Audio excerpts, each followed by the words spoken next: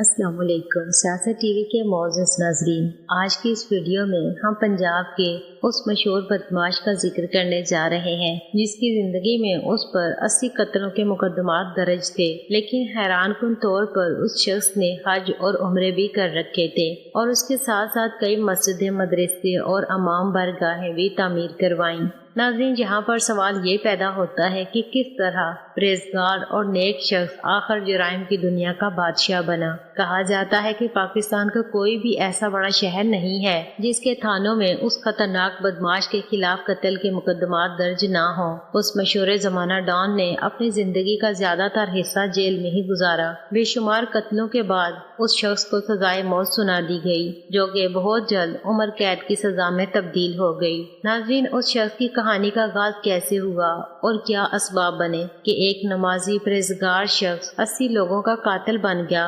इन सवालात के जवाबात जानने के लिए हम आपको अपने YouTube चैनल सियासत टीवी पर खुशामदीद कहते हैं। वीडियो का आगाज करने से पहले हमारा YouTube चैनल सब्सक्राइब कर दीजिए और साथ दिए गए बेल आइकन को भी दबा दें ताकि इस तरह की वीडियोस आप तक पहुंचती रहा करें। तो चलिए बढ़ते हैं उस पुरस्कार कहानी की जानिब। नाज़रीन, ये है हाजी जावेद इकबाल। ये शख्स अपने इलाके में काला दाई वाला के नाम से मशहूर था। ये अपने बचपन ही से वेल्डिंग का काम किया करता था, जबकि उसकी वालदा करीब ही एक अस्पताल में नर्स थी और उस अस्पताल में वो दाई वाला काम किया करती थी, जिसकी वजह से लाहौर के इलाके इस्लामपुरा में हाजी जावेद इकबाल को काला दाई वाला कहकर पुकारा जाता था। दोस्तों, उसकी उम्र जब 14 साल थी तो उसकी वालदा को एक दिन अस्पताल जाते हुए एक शख्स ने रास्ते में तंग किया। जब काले को इस बात का इल्म हुआ तो ये कमसिन लड़का बदला लेने की आग में जलने लगा। एक दिन उसकी वालदा को तंग करने वाला शख्स किसी हुजाम की दुकान पर बैठा था। काले ने दुकान पर पहुंचकर उस तरह उठाया और उस शख्स पर कातिलाना हमला करते हुए उसकी गर्दन अलग कर दी।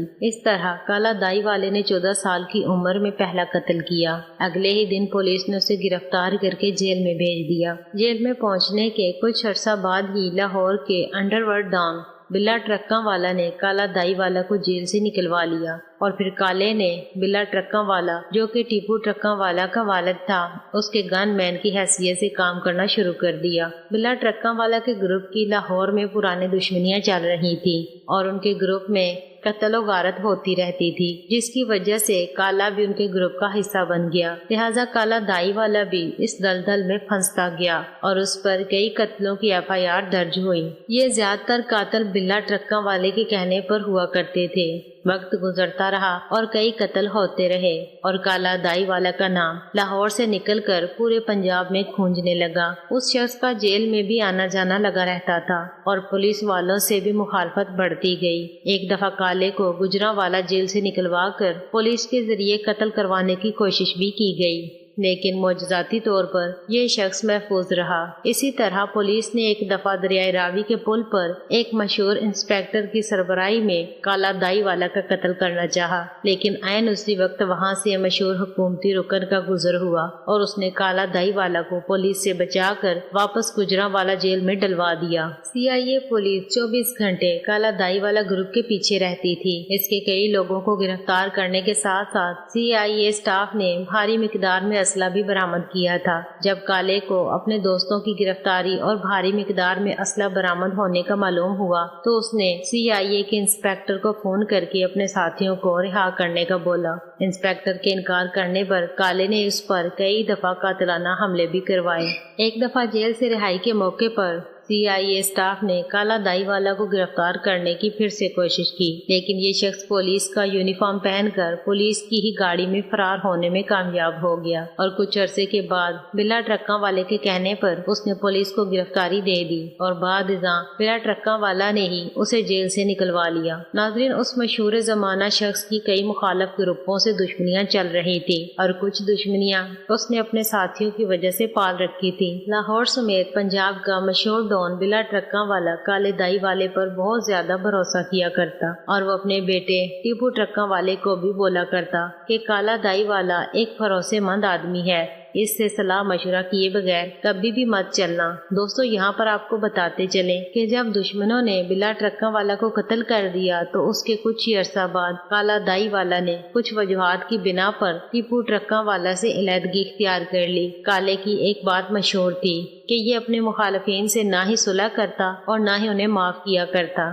ایک دفعہ سیالکوٹ میں اس شخص نے اپنے مخالفین کو قتل کرنے کے لیے گدھا گاڑی لی اور سبزی بیچنے والے کا روپ دھار کر ان کے گاؤں میں چلا گیا۔ وہاں پر اپنے مخالفین کے 4 لوگوں کو قتل کرنے کے بعد یہ اسی حلیے میں فرار ہو گیا۔ اس کے بیٹے کے مطابق اس شخص نے کبھی بھی خود سے بڑا کسی کو بدمعاش نہیں مانا۔ یہ غریبوں کی مدد کرنے کے ساتھ ساتھ مظلوموں کی مکمل طور پر حمایت بھی کیا کرتا تھا۔ بتایا جاتا ہے کہ کالا دائی والا مزاروں پر جایا کرتا تھا اور ولیوں فقیروں کو بہت مانتا تھا۔ اس کے استاد اور مرشد کا تعلق سرگودا سے تھا اور کہا جاتا ہے کہ اس کے مرشد کی دعا تھی کہ تم گولی سے نہیں مرو گے۔ اس کی زندگی میں مخالفین کی طرف سے اس پر کئی دفعہ قاتلانہ حملے کیے گئے۔ بدلے میں اس کے مخالفین کے کئی لوگ قتل ہوئے، جبکہ معجزاتی طور پر یہ شخص ہمیشہ بچ نکلتا تھا۔ گجرانوالہ پل پر بھی اس کا مخالفین سے آمنا سامنا ہوا اور درجنوں افراد قتل ہوئے، لیکن یہ شخص بچ گیا۔ اس کے علاقے کے لوگ بتاتے ہیں کہ کئی دوسرے شہروں میں بھی اس کا مخالفین سے آمنا سامنا ہوتا رہتا تھا۔ سن 2010 میں یہ اپنی رہائش گاہ سے نکل رہا تھا تو مخالفین نے ان پر قاتلانہ حملہ کر دیا، جس میں اس کے 2 ساتھی قتل ہو گئے، لیکن یہ بچ نکلا۔ اس کے بعد سیشن کورٹ میں کالا دائی والا کو قتل کرنے کے لیے مخالفین نے اپنے ایک بندے کو وکیل کے بھیس میں بھیجا، لیکن جب وہ شخص کالے پر حملہ کرنے لگا تو اس نے اس کا ہاتھ پکڑ کر بندوق نیچے کر دی، جس کی وجہ سے کالے کی ٹانگ میں گولی لگی اور مخالف آدمی فرار ہونے میں کامیاب ہو گیا۔ کالے کے بارے میں بتایا جاتا ہے کہ یہ پراپرٹی کے کاروبار سے بھی منسلک تھا اور ایک دفعہ لاہور میں یہ اپنے دفتر کی طرف جا رہا تھا تو مخالفین کے حملے کے نتیجے میں اس کے 2 ساتھی قتل ہو گئے اور کالا دائی والے کے جسم پر 15 گولیاں لگی، لیکن 15 گولیاں لگنے کے باوجود بھی یہ شخص ایک بار پھر سے معجزاتی طور پر بچ گیا۔ لاہور میں موجود شیزان فیکٹری کے پاس ایک دفعہ کالے دائی والے کا پولیس کے ساتھ مقابلہ ہو گیا۔ اس پولیس مقابلے میں کالے کا بیٹا قتل ہوا، جبکہ دوسری طرف 3 پولیس اہلکار بھی مارے گئے اور 2 شدید زخمی ہوئے۔ بعد میں پتہ چلا کہ اسی پولیس مقابلے میں کالے کے 3 ساتھی بھی قتل ہوئے تھے۔